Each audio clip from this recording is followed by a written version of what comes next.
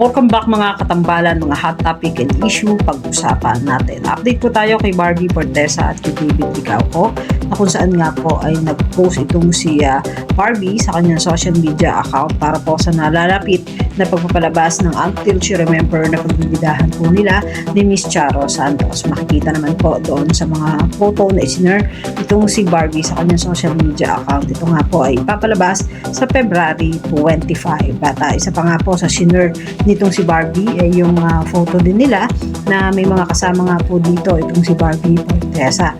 At talaga man napaka-pretty at napakaganda nitong si Barbie sa mga photo na isineshare niya sa kanyang social media account. Samantalang isa nga po sa aabangan naman kay David Licauco ay ang pagpapalabas naman ng Never Say Die sa February na pagbibidahan naman nila ni Jillian Wards. At meron nga pong behind the scene na ipinakita nga po itong si David na ipinost naman nitong si David sa kanyang social media account. At talaga namang kakaibang David Licauco ang aabangan natin sa Never Say Die. At bukod nga po doon ay nag-share naman itong si David ng mga throwback photo niya.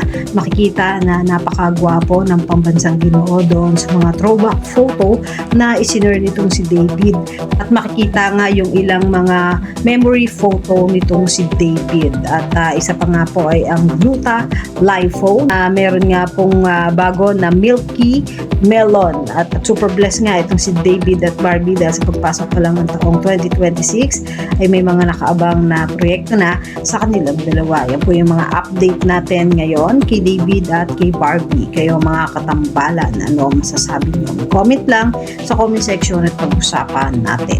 Yan ang mga hot topic and issue dito lamang sa Tambalang JK.